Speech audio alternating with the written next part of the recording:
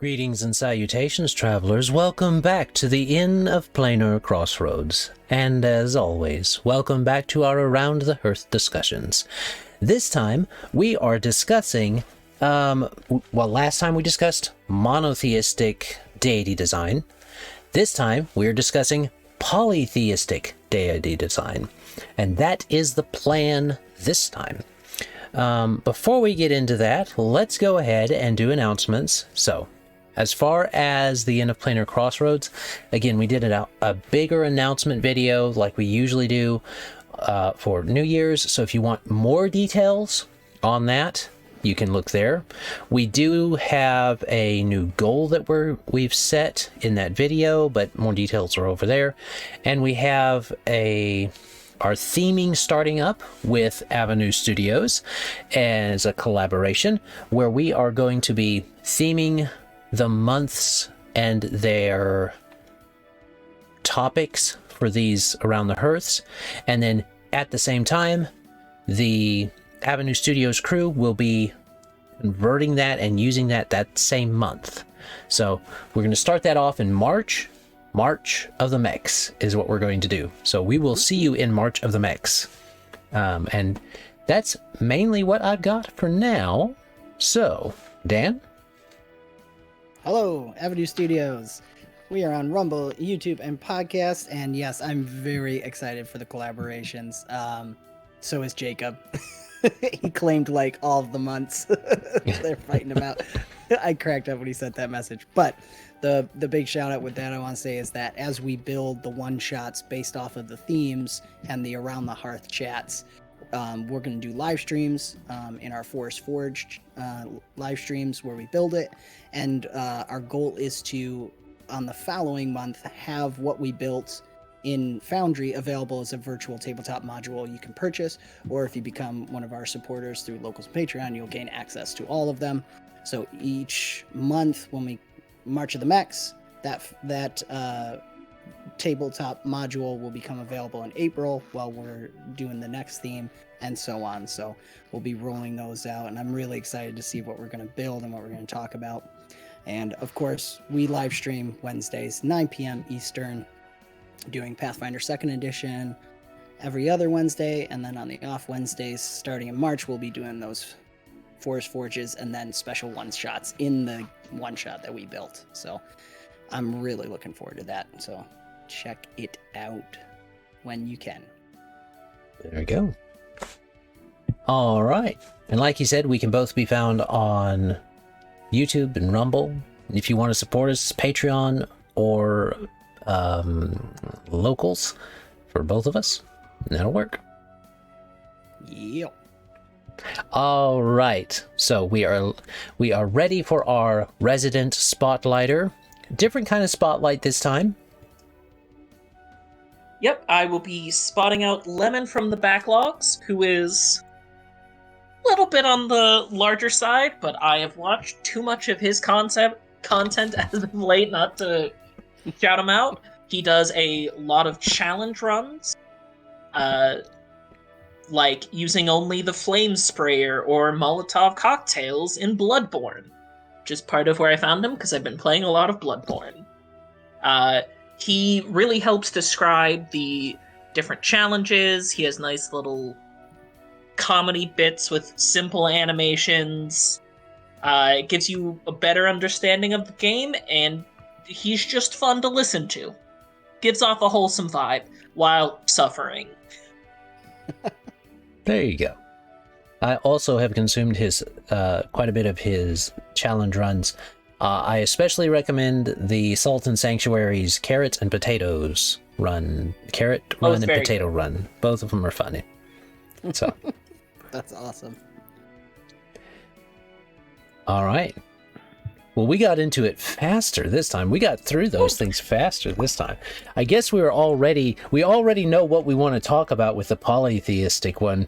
That monotheistic one was a little bit, took a little more work, took a little more massaging, but we got in there. We got it going. Yeah. So check it out if you didn't. And well, if you because didn't, it's less common in the TTRPG sphere than polytheistic setups are. Mm-hmm. Right. All right. So that means the spotlight's over. That means the announcements are over. And that means that you can grab your preferred beverage, sit down with us around the hearth, and warm yourselves by the fire as we discuss polytheistic deity design, or pantheon design, however you want to say that. And I believe Levi wanted to start us off. I would. I do think when you're deciding your exact polytheistic setup, I think there are a couple things that you want to go about. One, are you doing a pantheon or pantheons? So that gives you more of a, like, I think a pantheon is a nice way to have, like, hey, here is my cast of characters and how they interact, and this will tell you what deity matters in what situations to your average person. If you're not building in pantheons, although even then you could call it a pantheon, but it would have a different non-family, because a pantheon is usually, hey, here's all of these people and how they're very closely related, as opposed to here are a bunch of people who exist. When it comes to it, I think I would generally recommend the pantheons, just that they make more sense to your mind, you can have easier divisions, and you can expect for the different characters to know it, but you want to know what the culture who cares about this pantheon cares about. Right? That really gives you a place of where to focus your bigger, more specific, the important main gods of your pantheon. Like, if this is a society that goes to war a lot, most of them should have some position and aspect how they relate to a warfare situation. Even if it's just keeping everyone back at home happy and healthy, waiting for the people to come back. I think if we're in the Pathfinder / D&D sphere, you can also do interesting things with picking if you want your story to have more with, like, law versus chaos or good versus evil, and have your pantheon split along those axes. I think in most D&D worlds we're assuming a soft polytheism, where just because you have this one pantheon that you're working with doesn't mean that other pantheons don't exist. Just that soft polytheism is kind of like the henotheism of polytheisms. Right. It's like, yeah, I deal with the Norse, but I know that the Greeks have their stuff over there. Right. It's like, yeah, that was one of the things when they did God of War, the God of War games, which is what I think about mixing those two up. God of War started very Greek. Yeah. God of War started very Greek, but the reboot, it is effectively a reboot of the series. Yeah. Definitely was Norse. So for sure, the justification between the two. So it's like, oh, both of these exist? That doesn't make sense with your first game, but whatever. It's a game. It's well, but the thing is, the idea is that they were in entirely different regions in a divine sense. So literally, it's just like you went to another continent. Yeah. Well, I mean, that does bring something up for your polytheistic games. How far does the influence go? So you do kind of have to decide that. In a monotheistic game, you don't have to decide that. Yeah. You know how it's monotheistic. There's one deity. However, if you have a polytheistic, is there a limit? How they're obviously not omnipotent. They're obviously not. We're using, like you guys said, D&D and Pathfinder as basic ideas of what a pantheon would look like for the game, anyway. Right. They have universal reach, it seems. Like their reach reaches across the universe. Intergalactic reach, I should say, would be more correct. They have intergalactic in a spatial reach. Perspective. But they are not omniscient, omnipotent, or omnipresent. So you have limited deities. I don't see how you make a universe with a omniscient, omnipresent, omnipotent deity and have other things that are called God in the same sense, in a cosmically true sense. Because without equivocating. Yeah. So you run into that. Yeah. And I think in most polytheistic setups, you're not wanting any one being to be omni. Right. Because that may be the thing that these other deities are fighting over and striving for, which is why it's useful to use the word deity over God, because God has a lot of connotations. Yeah. Deity is a bit more useful because lots of things can be deities without being God. They can have great spiritual... Most pantheons look at their gods actually as individuals with great spiritual power. Yeah, lowercase, not uppercase. Right. That's a way that, like, in current IRL polytheistic things, there'll be, like, there is no capital G God, but there are the gods. And polytheism automatically generates conflict with your universe for you. That's one of the reasons that makes it so attractive to games like this, is because you have built-in conflict on the cosmic scale if you want to. You don't have to worry a whole lot about... Yeah, you don't have to worry about, how am I going to make some conflict here? Well, the demons... Look to the left. Yeah. Look this way or that way. Either look around you and you'll find some, because you've got the demons that hate everybody. You got the devils that don't like the demons, but the demons and the devils don't like each other. But the devils also don't like heaven, but are not as outright violent towards it in the same way that the demons are. And so the demons and devils might tentatively work together to quell a larger demonic force, or daemons, who are absolute chaos. So you have a lot of different things built in on a cosmic sense, and those larger cosmic battles can also spill over into smaller little regional areas. Galactically speaking, a regional area could be a full-on planet. But for our senses, and we touched on this last time too, most games happen in relatively small areas, because most games only go to, like, 10th level is how high most games end up going based upon the surveys. That's the high tier. Yeah. Like, it's that the vast majority of games end before 10th level. I don't think most games get to 10th level. Okay. See, so if you're not getting up to 10th level, and that would mean if you cut that in half, you'd be at like 5th level. Yeah. For most games. Yeah. Which would be a respectable spot to probably estimate you're going to be. 5th level characters are going to be powerful, but they are not going to be solving intergalactic conflict problems. That is above their pay. That is above their pay grade, unless there is some really specific thing you're going for in that game.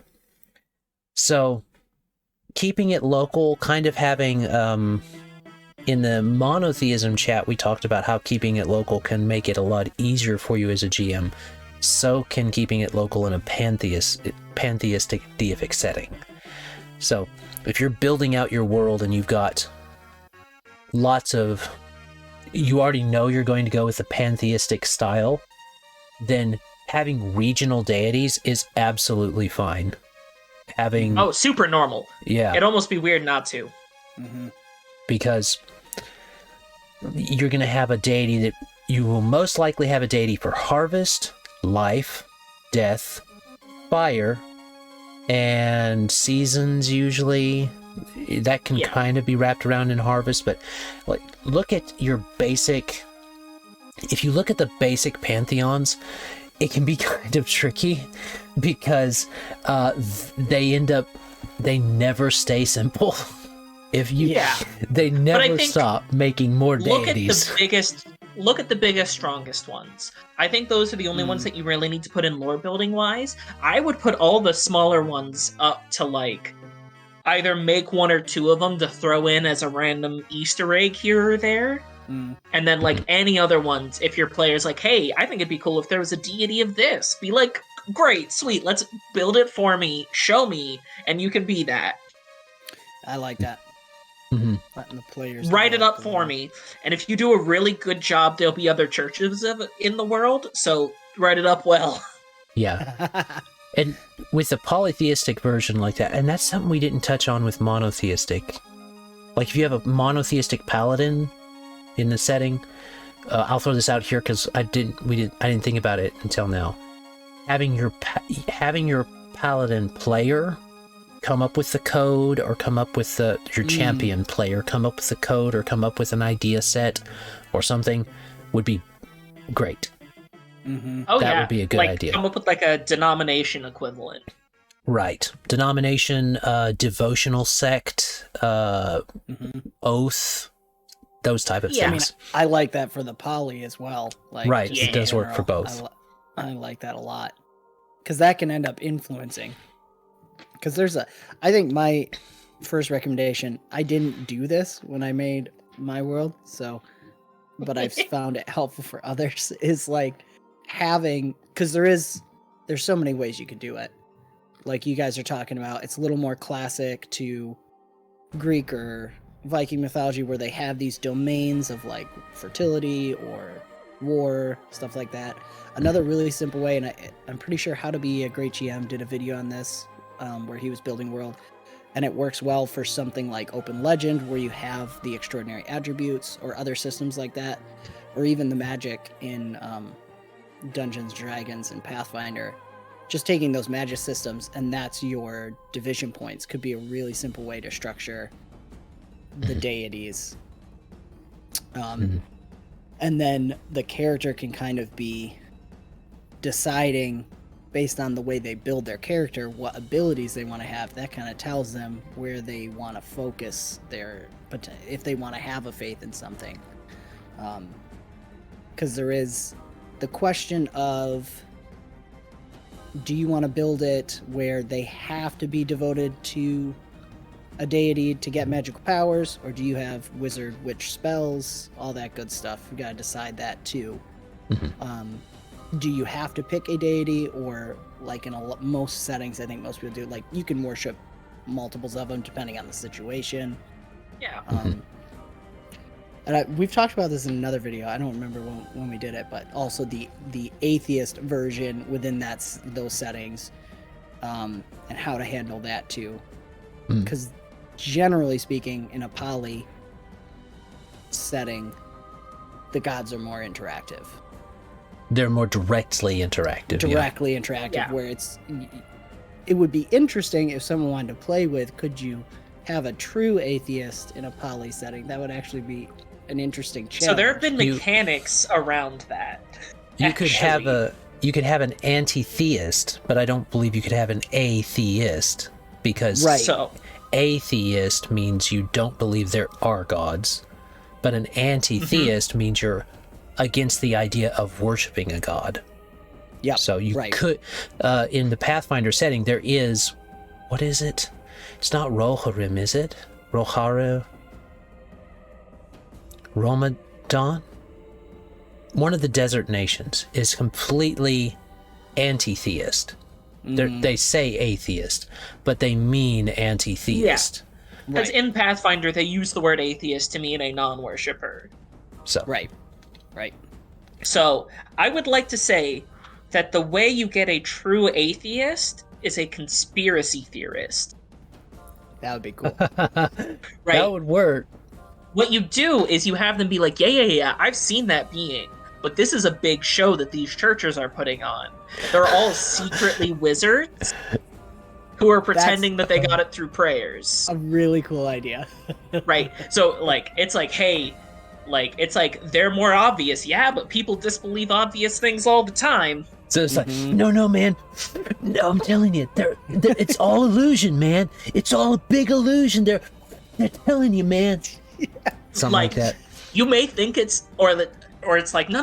Those are gods. Those are aliens. We're in Stargate, man. We're in a simulation. Chew gum every 7 years. It's the only thing that keeps you grounded.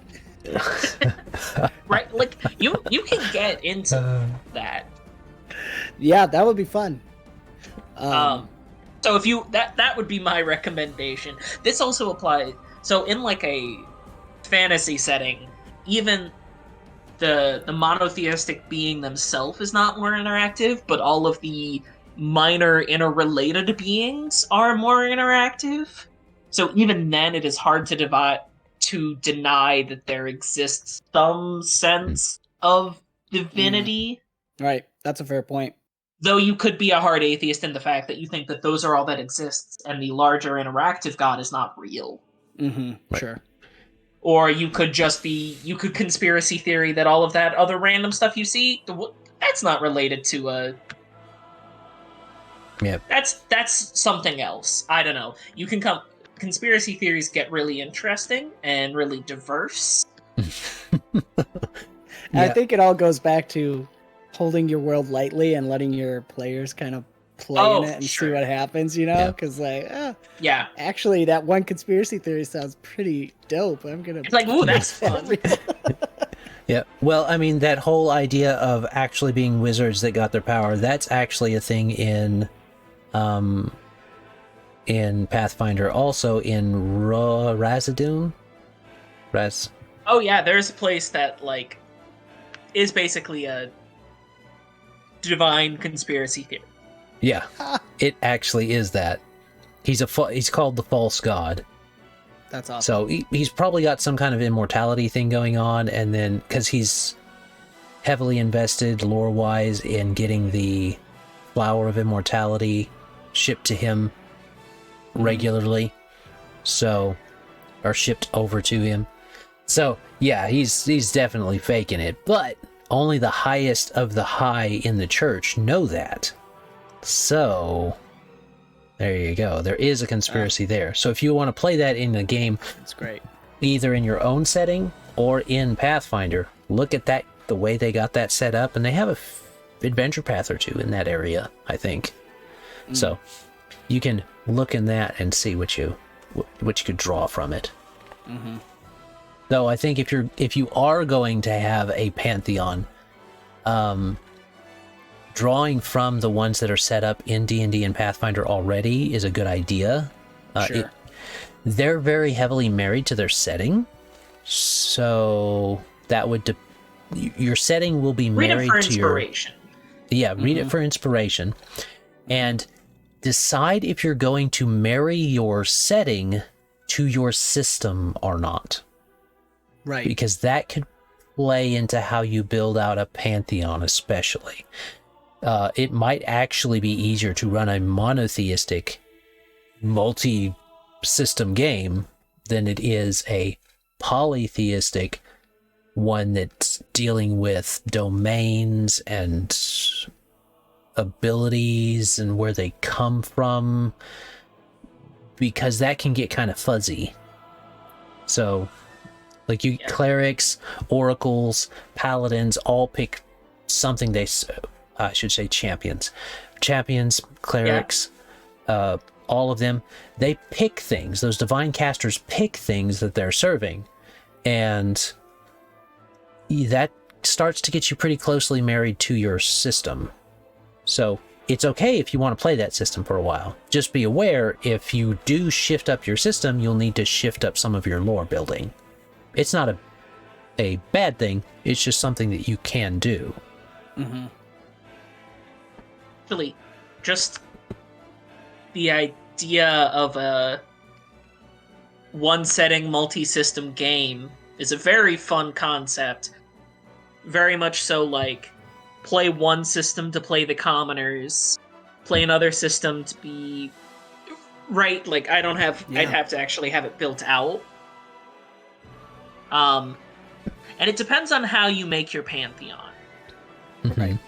For sure. I'll throw out... Well, go ahead, Levi. I don't want to interrupt. Yeah, I was just gonna say that, like, you could have the sort of thing of, like, if you're able to access divine magic, worshipping these deities can give you access to these types of divine magic. But if you play another system that doesn't have divine magic, it's like, well, this is a suite of characters who can't do that. Sorry. Mm-hmm. Yeah. Right. I could see doing that.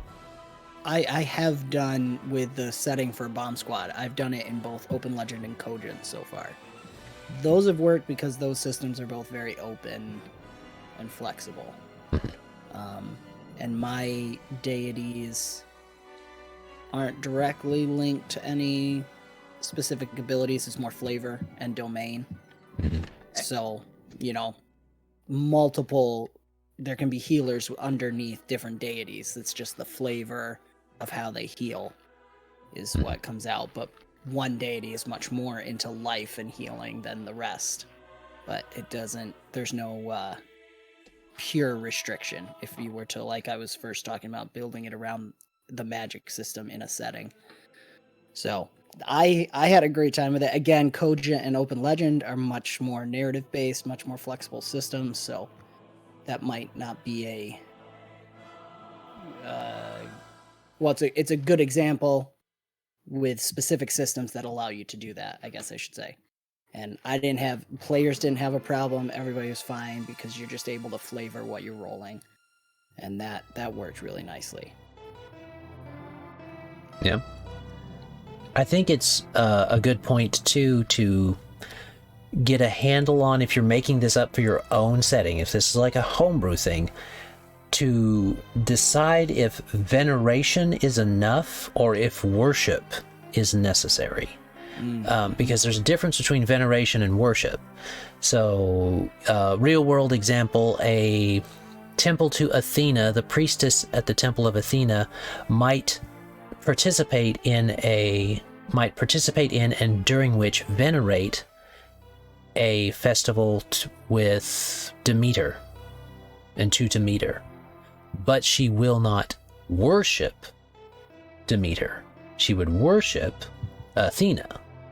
And so there's not a denial of the existence of Demeter in this example, but there is a focused worship of Athena. And so you have this difference there that could be could add a lot of flavor to your game, or could be completely avoided to avoid any kind of confusion. So, yeah. You could get more specific with you have to give gifts in ritual.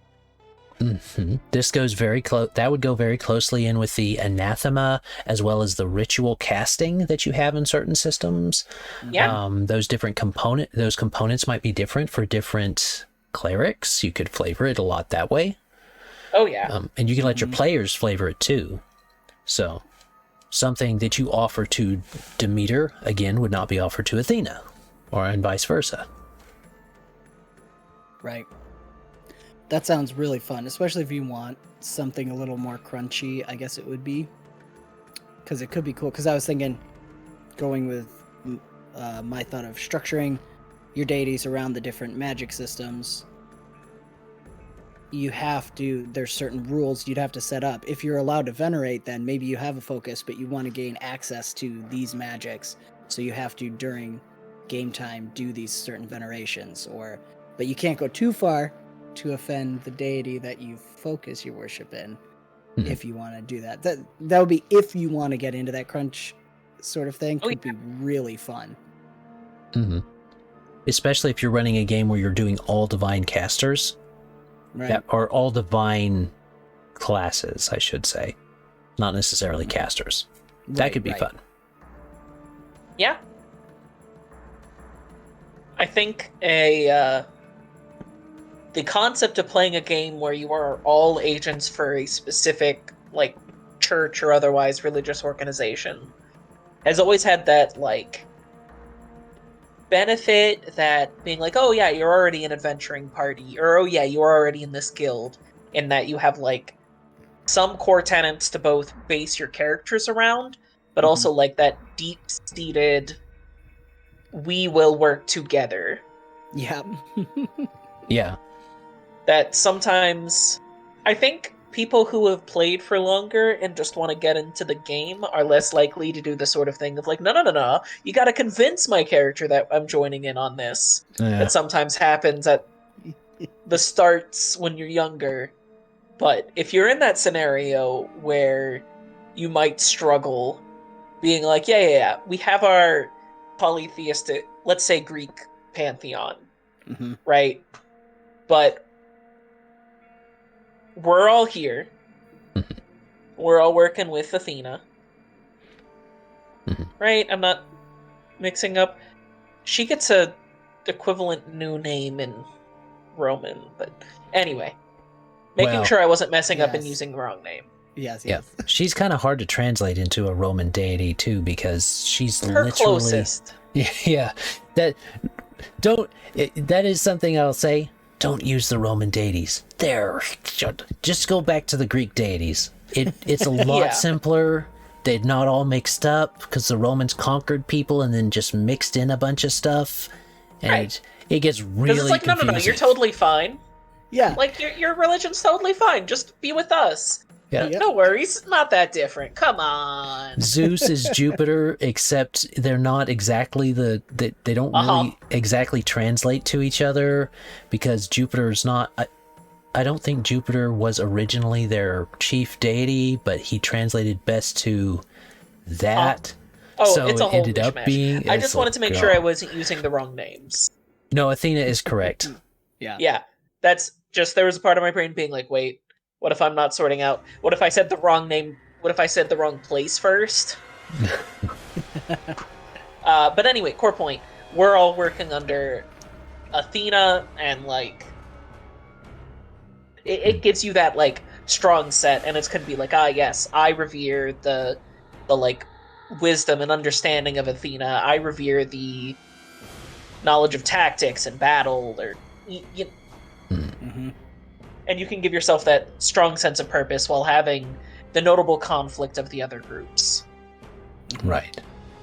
And it's worth pointing out, too, that even different deities worked under the same thing. So, like, the not universal, but the highly prevalent myth of the Sky Father type of figure is what it's referred to. Like in Zoroastrianism, there's the monotheistic god there is kind of referred to that way. But then in both Norse and Roman and Greek, you have Zeus and Thor and Jupiter, and those all are have a lot of similar characteristics to the universal Sky Father type of figure. And so that can be very useful for a pantheistic style of flavoring within the same type of setting for the same deity, if you want to go that way. Or for unifying a party, you understand, with Greeks more specifically, Greek deity more specifically, that everybody kind of knows that Zeus is the top dog of the deities at that moment, right then. But all these other deities also do other things, and it gets really confusing when you try. It's terrible as far as world building and stuff if you're trying to keep consistent lore in your head. So don't do a direct translation, because Mercury is supposed to be younger than Zeus, yet he brought Zeus something while Zeus was in his crib, and it doesn't. Yeah. I should also say that part of the problem is that we're trying, like, stories about these people were written for a hugely long amount of time. It's like trying to turn all of fan fiction into one cohesive narrative. Yeah. That's pretty good. So much of Greek and Roman. I mean, it's basically all fiction. Yeah, it all sounds like fan fiction. No, I'm not saying sounds like. I mean this very literally. Like, there were stories told, and people who wanted to wrote stories about it, and whether or not the people back then thought that was definitive is something we don't know. Yeah. Right. For most of it, it's just as definitive as, like, it's just a bunch of people like, hey, here's what I think. Here is my divine fan fiction. Right. We've actually I brought this up to Dan and them up there in New York but I don't know that I brought it up here. Dante's Divine Comedy Yes. is a satirical piece of work. It is not meant to be taken seriously. It is all trapped in religious imagery, but it is not a religious text.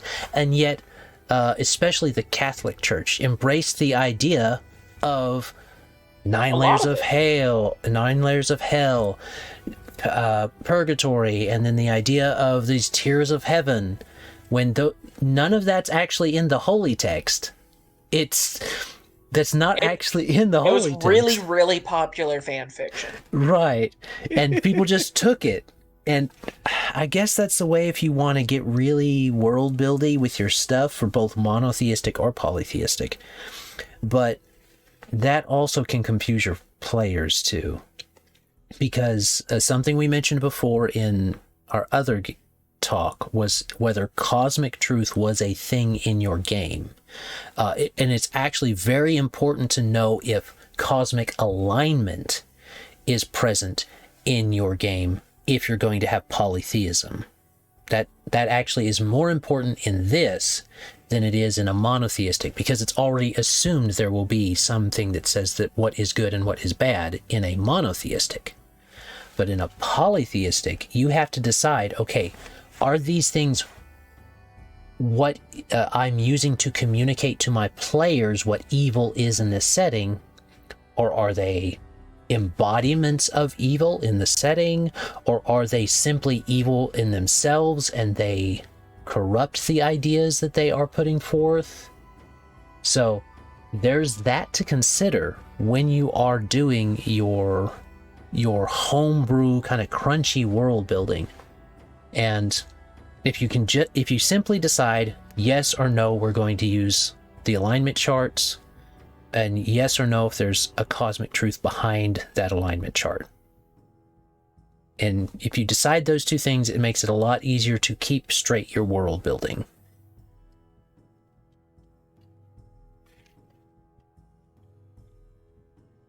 Yeah. No, that really, you have to decide.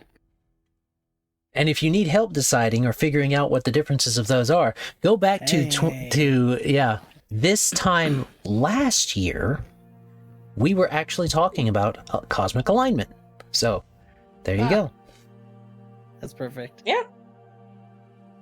And there is the point that if you want like a pantheon that is relative, part of the reason I brought up the law versus chaos and good versus evil is that a simple way to like build out and have a personal understanding of how your pantheon is structured is like have 3 top dog deities, right? Mm-hmm. You have your law, your chaos, your neutral, or your good, your evil, your neutral. Mm-hmm. Then have the different flavors of it underneath each of those based on kind of what aspects are more important to your story. If the divine nature of your world is important to the story you want to tell in it. Mm-hmm. That is a point too. If it doesn't matter to the story, just make stuff up. Don't worry too much about it.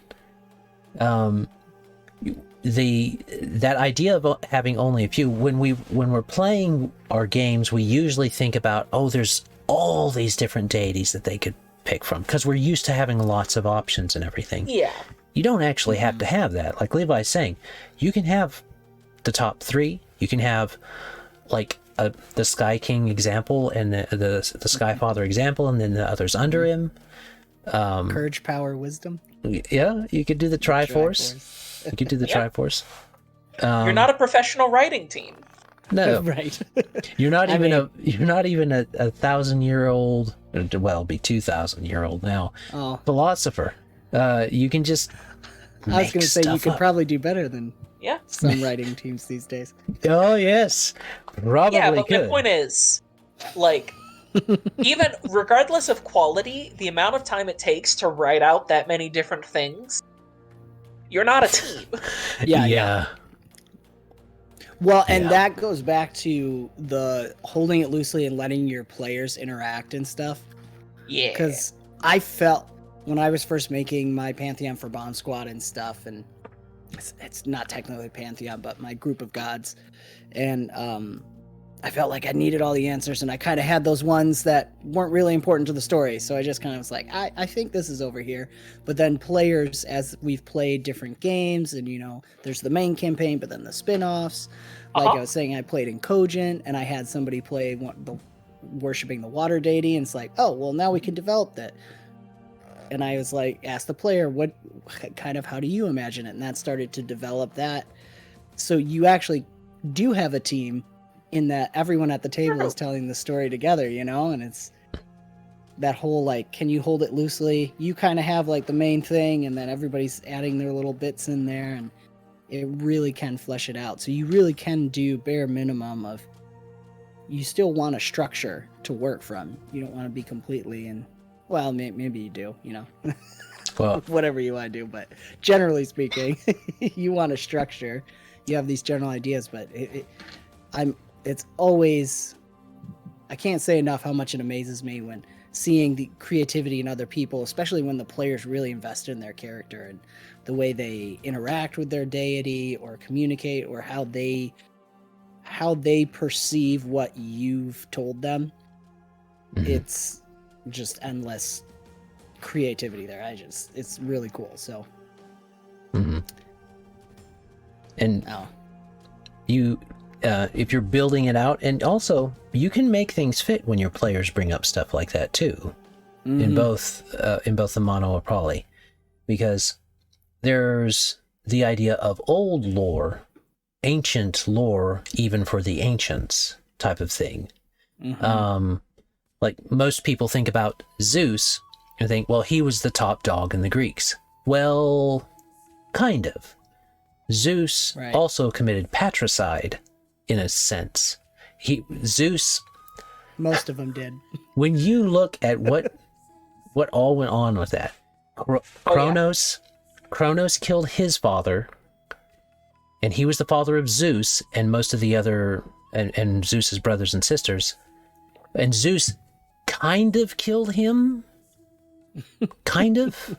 I mean, tried. Yeah, and basically did. So the Titans were before that type of thing, and Kronos killed the Titans, who were his parent type of thing, or however that goes. It gets wibbly wobbly, but for sure. That weird type of far behind lore, where there were two. It originally starts with two deities, and there was the mother and the father, basically representations of sky and sea, I think it was, which is very similar to the Tiamat myth in real life and in Pathfinder.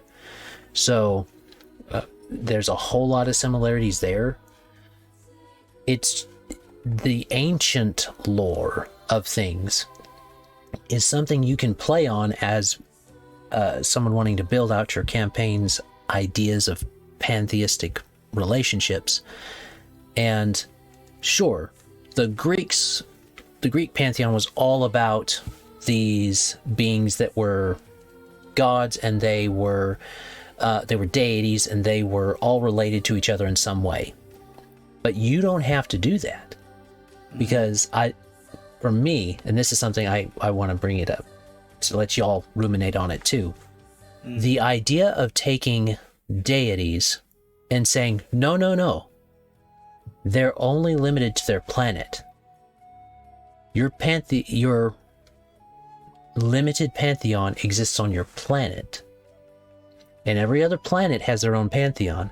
And the reason that you have this desire for followers is kind of like what you see in 40K.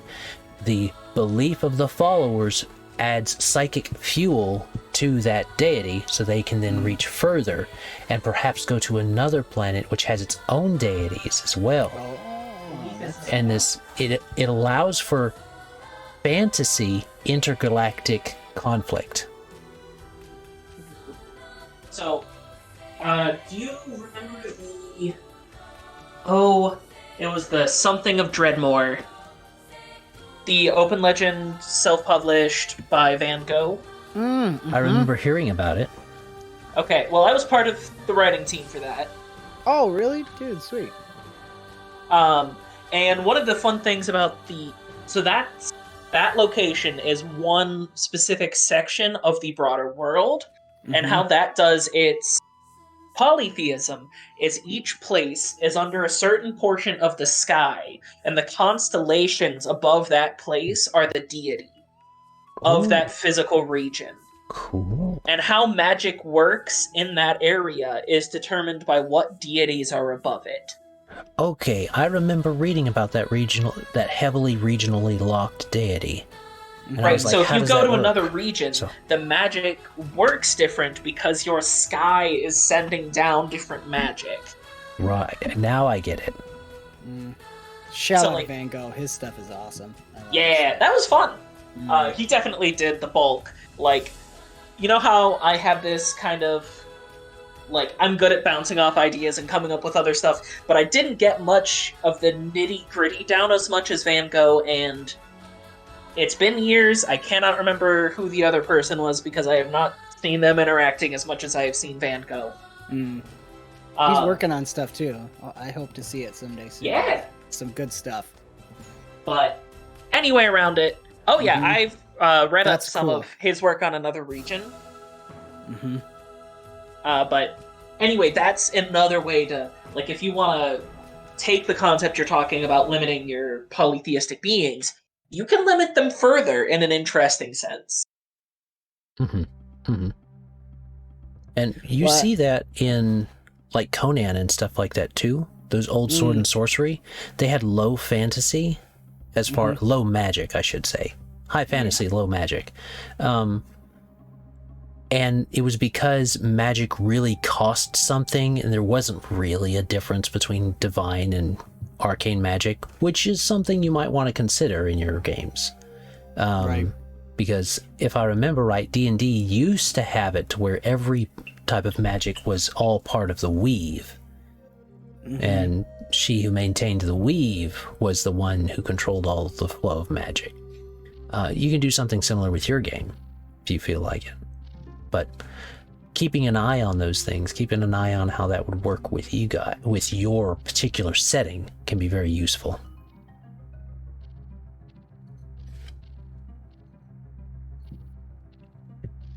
Is it my Discord cutting out, or was his audio cutting out for you, Dan? No, it was cutting out a little bit, but I followed it. Okay. Oh, okay. All right. Luckily, he records on his side, so Yeah, Yep. so we'll just look silly. Just smile and wave, boys. Smile and wave. the advantage of name not that using a movie. camera. Yep. You always look good, right? Yep, I'm a random little star I found on one thing one time. Like, oh, that looks kind of nice. Yeah, perfect. What I was, oh, now my brain's gonna go off track. I was thinking something based on what you were saying, Adam. Too. The idea of, I love this idea of restricting to the regional. So two thoughts, really quick. A practical thing that I think we're hitting at multiple times, and I feel like I wish I had thought of the first time I was doing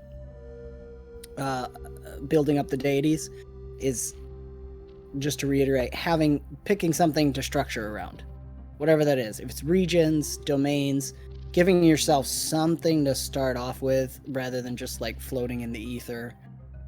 But then, as what we're talking about is, as the game progresses and allowing your players to interact with the world, and as it develops, it's going to, at a micro scale, simulate what we've been talking about with all these different stories coming out and stuff. And you see, if you dive into the pantheons of like Greek and Roman, they all their domains start overlapping, and there's a lot of crossover. That'll start to kind of, I think, naturally happen as the players interact with the worlds at a smaller scale. Obviously, you're in control of the whole thing, but being okay with your initial structure being not rigid but basic, and then letting the gameplay and what happens kind of develop that, and just trying to keep tabs on it and see what's happening. It'll actually start to come more to life, I think, because I've seen that with mine. As messy as it was to start, it's actually gained a little structure and gotten more clarity as the players have interacted with the world. It's more lived in.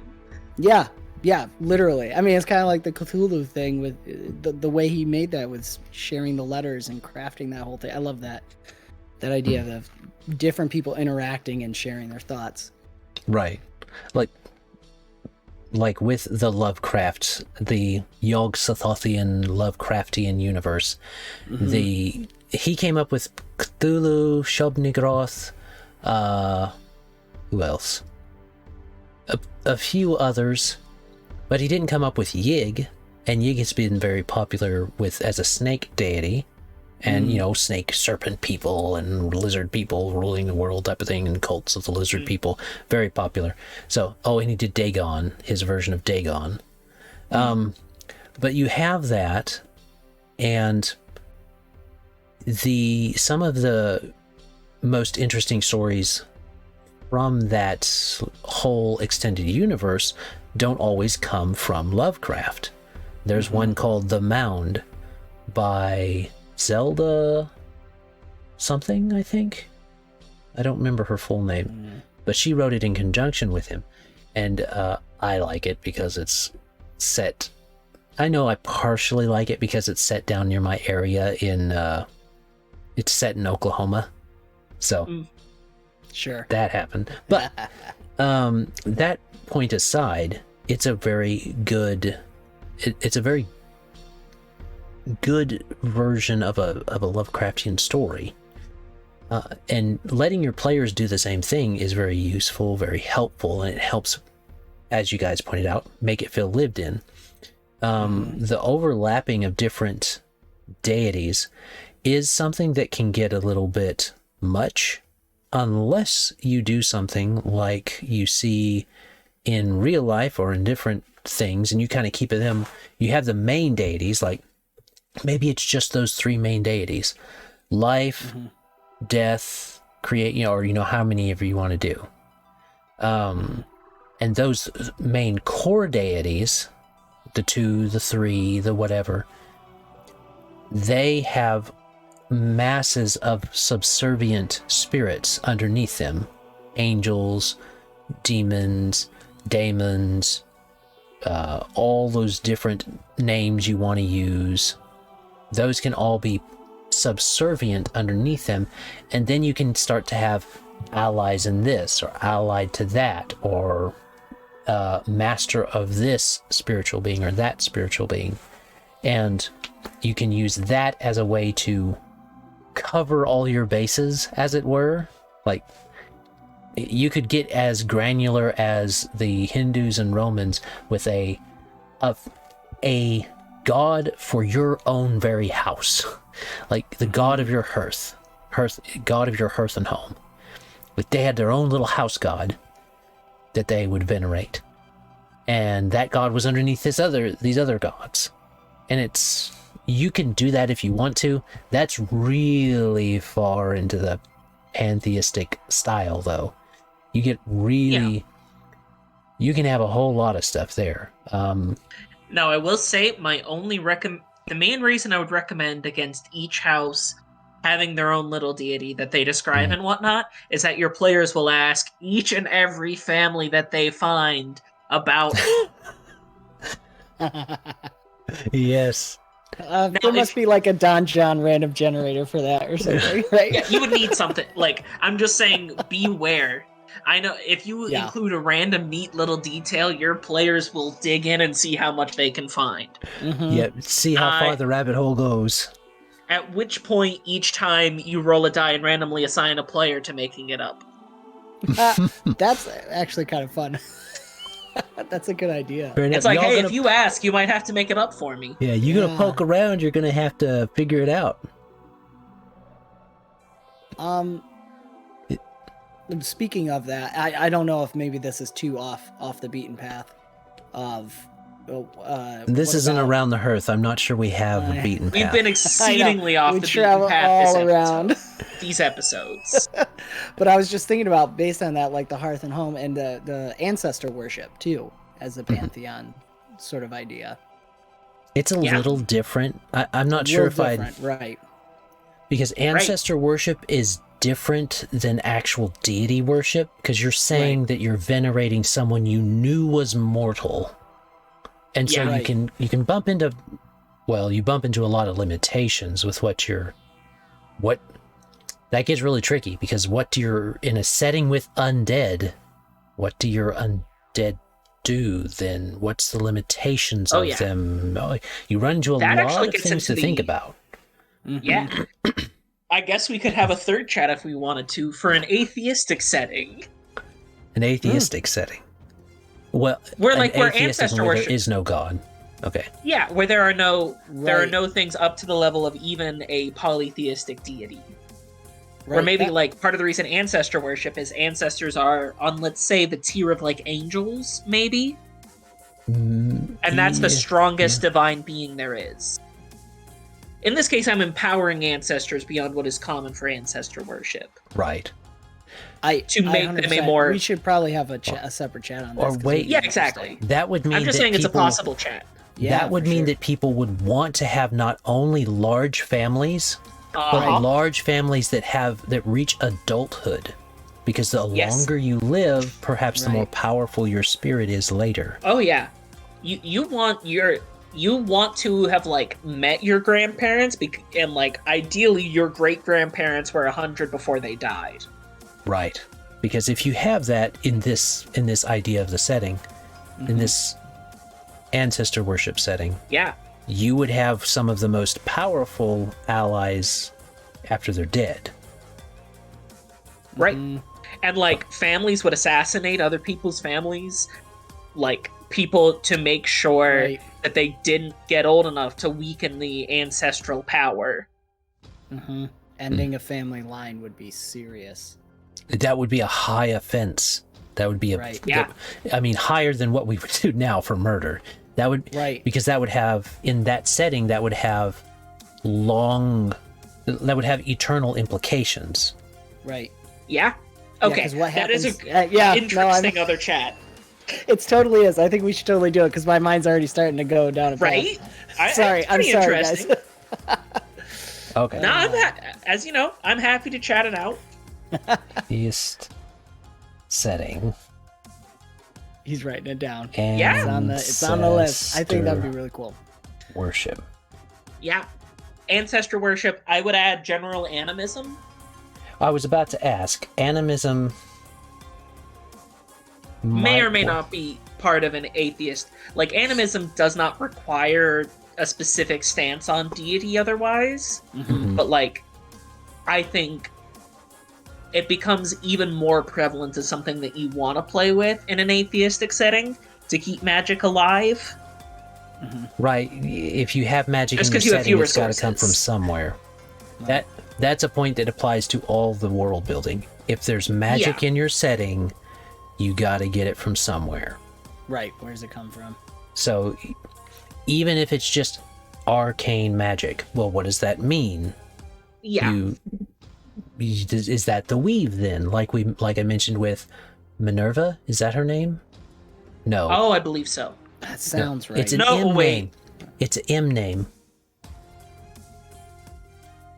Oh, Minerva is a Roman goddess, but we Yeah. are looking for D&D.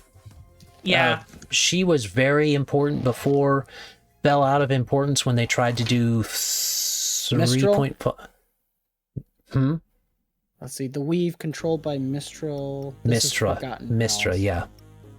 Or one of her successors. Raw magic. Right. Okay. And so she's actually a deity that is mantled sometimes. So by that, that's a thing for polytheistic settings too. Can a deity be mantled? Think of Sheogorath in the Elder Scrolls setting. There will always be a Sheogorath, but not every Sheogorath is the same Sheogorath. A mortal becomes Sheogorath by becoming a mantle of him, by embodying it. Divine comic books. Yeah. Divine comic book. So there you go. That is a way to work around with. And I think this is something that is we're getting pretty close to time. Yeah. So my final thoughts marker.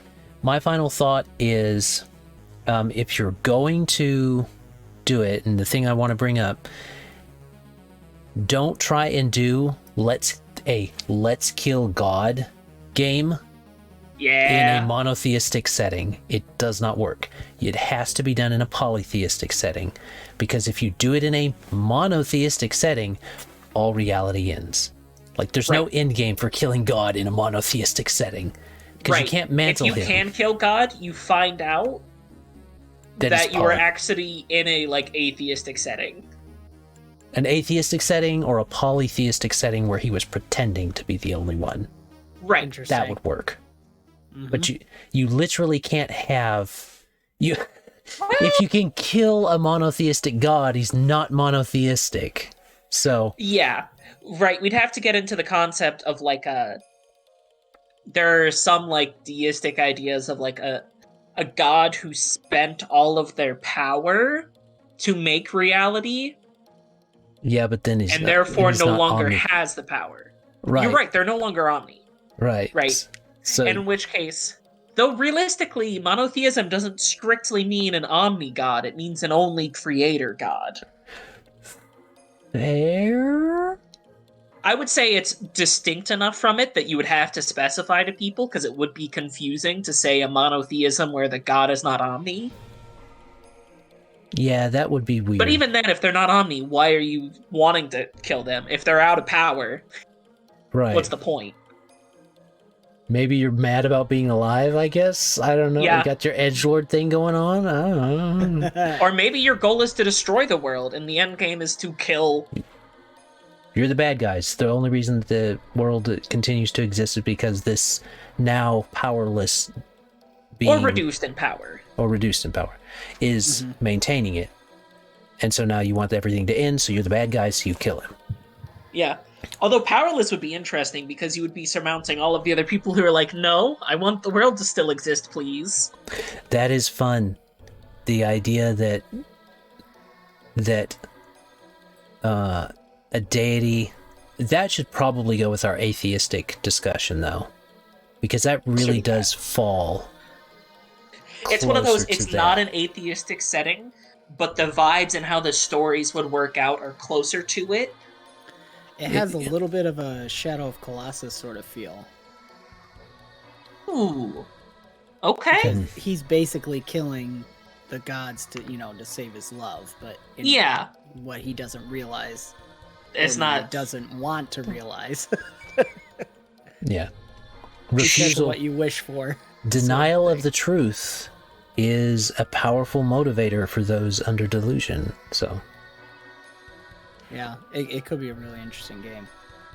all right. So that was my final thought. Okay. Don't try to kill God in a monotheistic setting, but you can try it in a polytheistic setting, and maybe in an atheistic setting or anti-theist setting. Yeah, in a weird that. I definitely say that if you do it in a polytheistic setting, reveal to your players that divinity is mantled. Yes. Oh, that might prevent them from wanting to kill that thing too. So, Oh, I'm saying you tell them after they do it. good job. You killed the Lord of Hell. Guess who you have Now to you're be the Lord now? of Hell. Yep. Because it has to go to the person that did it. Yep. Good luck. And That's you, one of those end of campaign twist ending. well, Chronicles of Riddick. the paladin becomes the thing that he hated most.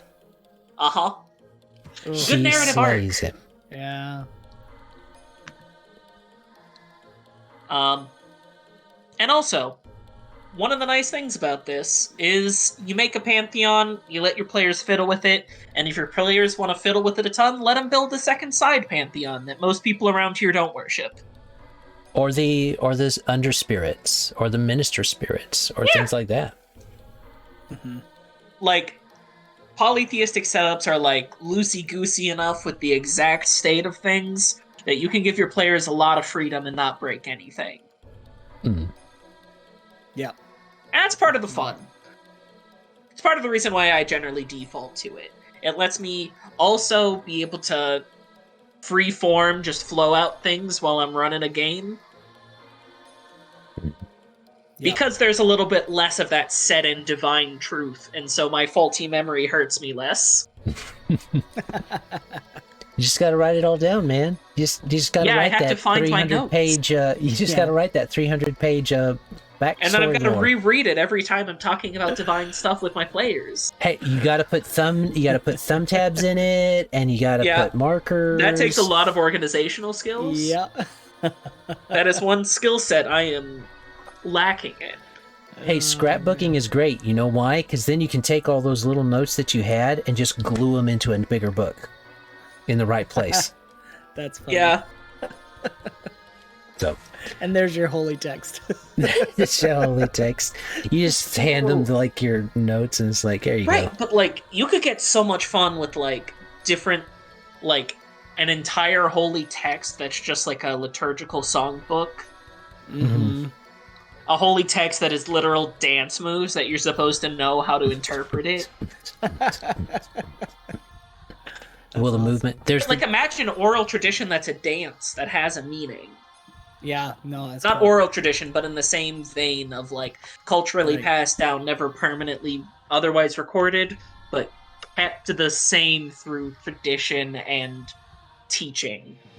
Mm-hmm. It is possible. There is real world evidence that is doable.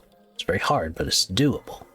Yeah, but you just kind of like narratively vaguely describe it, as opposed to having to get into the nitty-gritty details of how that dance means that, like, you have to, I don't know, do 20 coin flips in a row to some god of fate.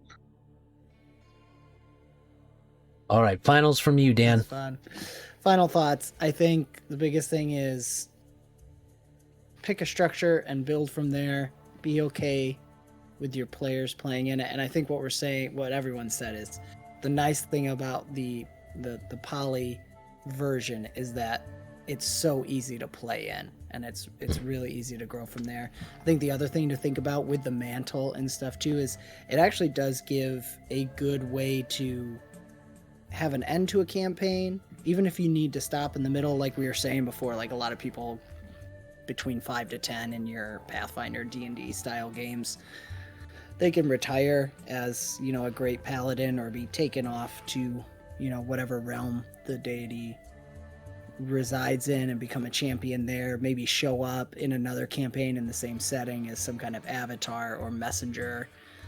Or if you make it all the way to the end, it's a great way to transition if one character is really embodying the domain of this god. Maybe they take up the mantle, they become the new deity. It's always replaced by another mortal who steps up and really fully embodies that. I think that's one of the things that can be a really useful tool once you get your structure down of seeing how what does that deity represent, and seeing how your players run their characters with that whatever code it is. And yeah, so again, letting your players have fun and letting them grow and develop what you've started. I didn't say it last time, but comment below what you've done or what you've seen happen. Write out your own pantheon for us. Yeah, let's do it. I guess that's the comment for this time. Personal pantheon. Pantheon. Or at least the biggest players in your pantheon, even if you have more written out. We don't need like a 2-page long comment. I mean, you can't. If you're gonna do that, make many comments. Oh yes, right, that's what I was gonna say. Like 5. Yeah. Wait, 1 deity per comment. 1 deity per comment. Nice. Yay! Algorithms. Definitely do the Romans then. Roman. I mean, you can't do the Write out Hindu the though. deities in the comments. It'll be okay. All right.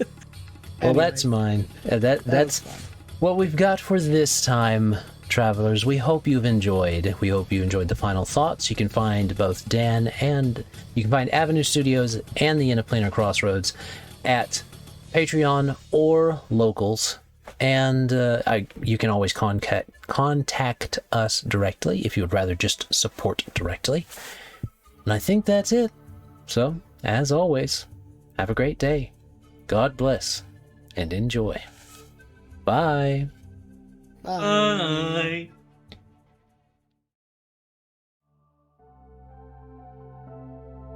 This content was made possible by travelers and viewers like you. Thank you.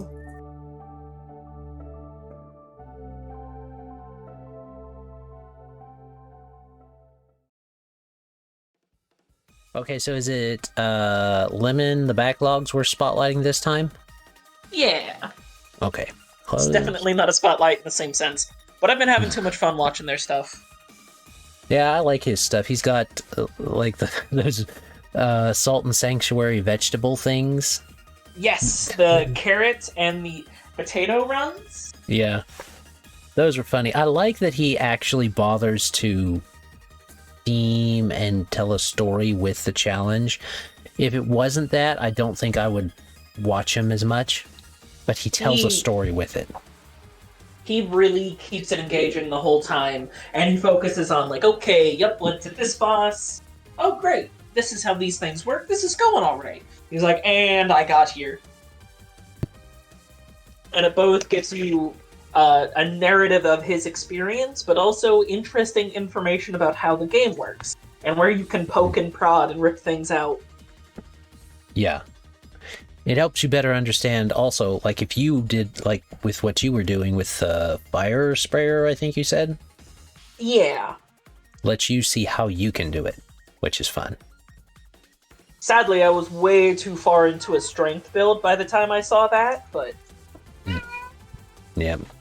Hello, feline. Yeah, my Displacer Beast decided to wake up. Go somewhere else. No. You don't need me to tell you that. Shoo, shoo, shoo, shoo. Well, go somewhere else. Just because the door's shut doesn't mean you can't get out. Yeah. She's just loud. So just go out and go out then.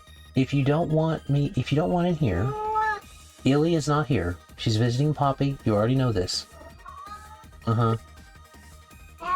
Well, go out Because then. she knows doesn't mean she's not sad. You can get out yourself.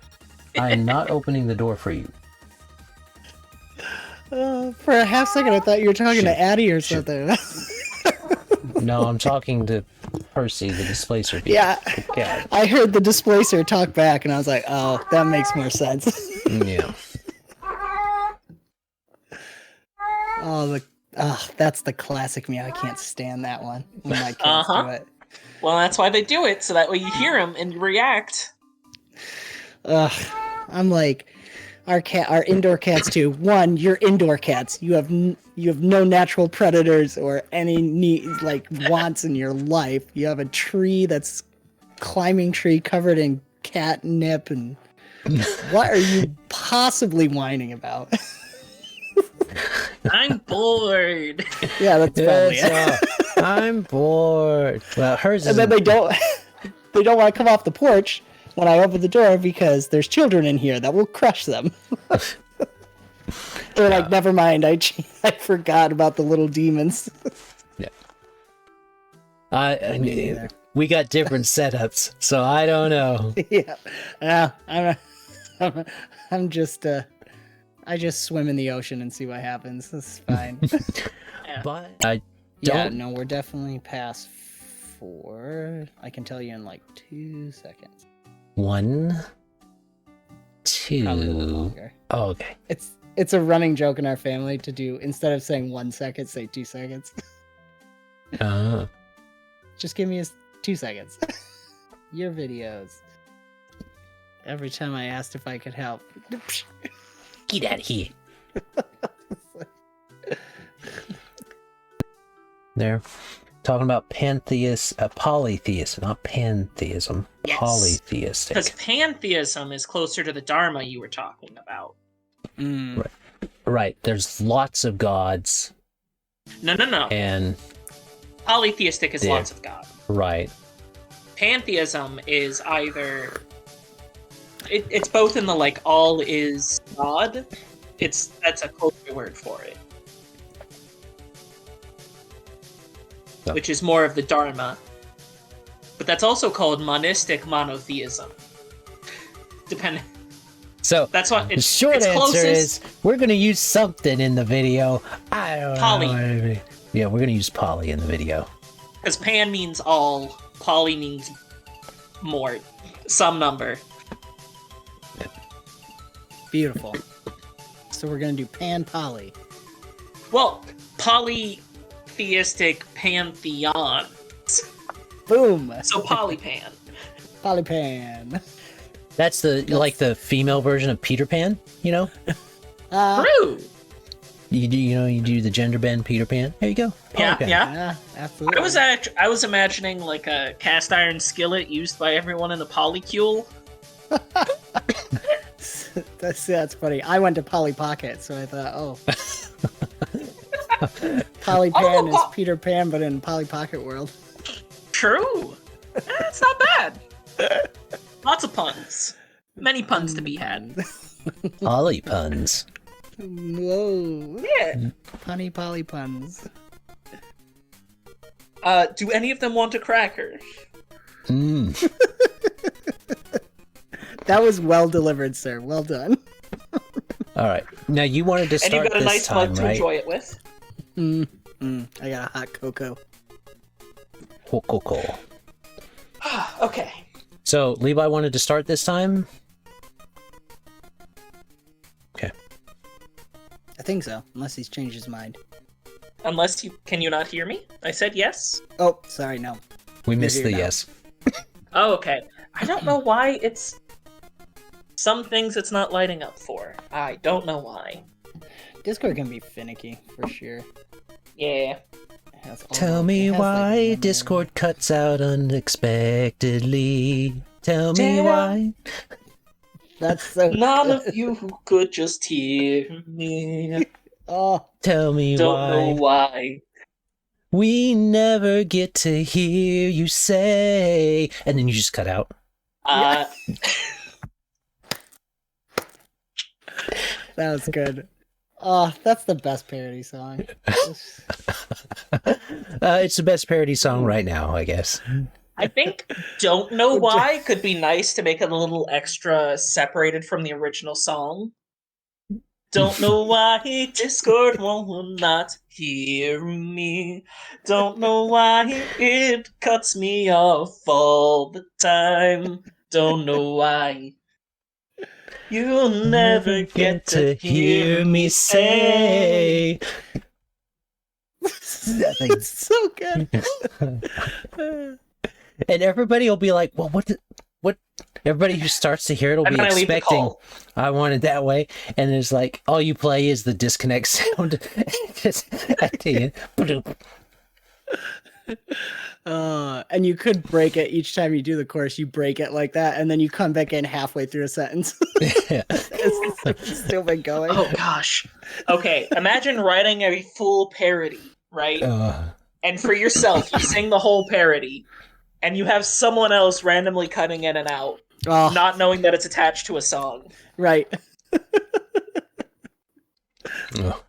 It's so good. All right. Y'all ready? Yes, Yes. Sorry, y'all ready for this? Dum, Ah. dum, dum, dum, dum, dum, dum. Oh. All right. Yeah. Okay. Room tone. That's good.